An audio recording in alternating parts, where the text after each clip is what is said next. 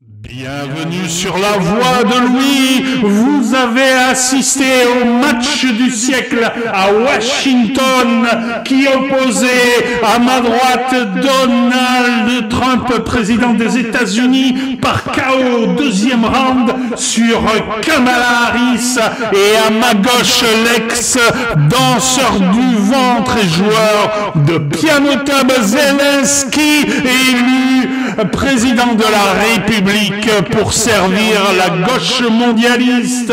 La guerre les a opposés pendant 3 ans et le vainqueur est les États-Unis d'Amérique.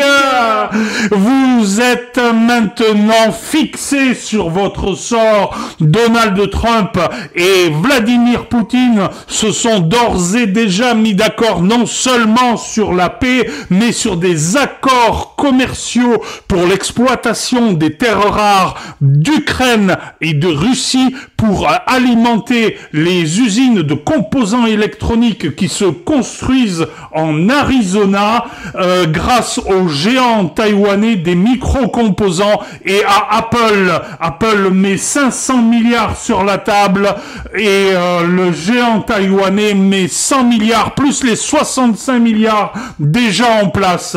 Imaginez-vous un instant ce que nous allons devoir faire pour rattraper ce retard. Allez, un petit message aux Français. Je suis à Mar-a-Lago dans la résidence de Donald Trump où j'ai été invité pour avoir passé sur YouTube des messages qui semblaient convenir à l'entourage médiatique de Monsieur Trump. Mais non, c'est une blague. Eh oui. Nous sommes en France, il y a quelques jours, les oies sont passées au-dessus de la maison et depuis quelques heures, un soleil radieux vient confirmer ce message des beaux jours.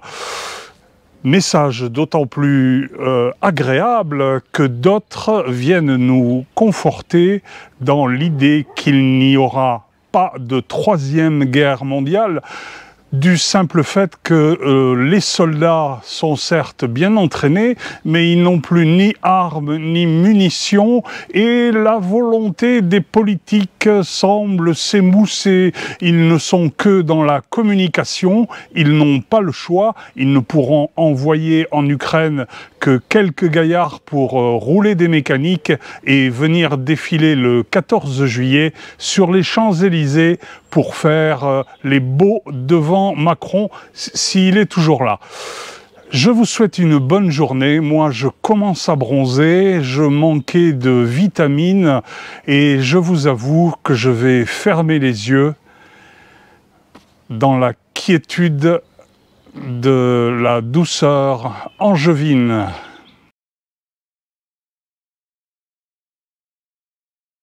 Chers compatriotes, j'ai besoin de vous, car nous sommes en guerre. Vous avez eu la trouille, hein? Eh bien, cette fois, il ne l'a pas dit quand même, mais bon, tout le monde l'a entendu, et en substance, les gauchistes ont cru qu'il fallait aller s'engager dans la réserve, comme Thomas Guénolé. Alors, comme il faisait partie des services stratégiques, enfin bon, on ne sait pas trop, je vais lui donner quand même quelques chiffres pour qu'il passe pas pour un andouille une fois de plus. À savoir que, en 3 ans, les Russes ont envahi 120 000 km². Et sachant que l'Europe fait 10 millions de km², eh bien, Thomas Guénolé, les Russes seront à Paris dans, plus ou moins à 10 ans près, et dans 250 ans. Donc, te presse pas, tu as le temps. Par contre, si l'on utilise les ratios de morts actuels entre la Russie et l'Ukraine, dans 250 ans, il y aura eu 37 millions de morts russes et 400 millions d'Européens. C'est-à-dire qu'il n'y aura plus personne, mais dans 250 ans. Donc, les écologistes, comme d'habitude, diront « bon, c'est un mal pour un bien, au moins il n'y aura plus de carbone ». Mais voilà, le seul problème, c'est si Poutine est un peu pressé et qu'il utilise ses 4500 ogives nucléaires avec ses engins hypersoniques, eh ben les 400 000 morts, c'est dans 10 minutes. Alors, Thomas Guénolé, dépêche-toi, hein, parce que sinon tu vas pas avoir ton joli petit uniforme de mec de la réserve. Hein. Tu seras obligé de rester sur les plateaux de télévision à raconter tes âneries. Allez, à bientôt Thomas. Je vous avoue que j'ai tardé un petit peu à faire des vidéos parce que chaque fois que je me lançais, il y avait une nouveauté sur YouTube qui faisait basculer l'impression que l'on avait de cette entrevue entre Trump et Zelensky. Je me demandais si cette entrevue était tout simplement scénarisée pour les médias, vu que Trump, à la fin de cette conférence, a dit clairement: tiens, ça va faire un bon morceau pour les médias qui vont se régaler. Et effectivement, ça n'était pas scénarisé. Regardez ce que Trump a dit à Zelensky, qui arrivait à la Maison-Blanche en tenue de treillis, cette éternelle tenue qu'il arbore chaque fois qu'il va demander du pognon aux uns et aux autres, et chaque fois qu'il endette l'Ukraine en croyant qu'il va pouvoir échapper à un remboursement. Non, ça n'est pas scénarisé.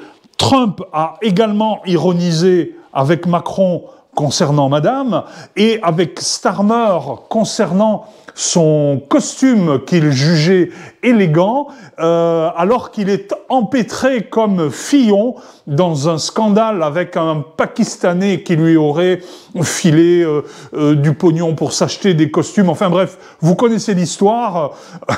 À croire que ces gens-là n'ont pas de conseillers autour d'eux, ou alors des conseillers ou amnésiques, ou tellement enfermés dans leur bulle qu'ils sont inaptes à quoi que ce soit, même à gérer leur sécurité politique personnelle. C'est absolument pitoyable.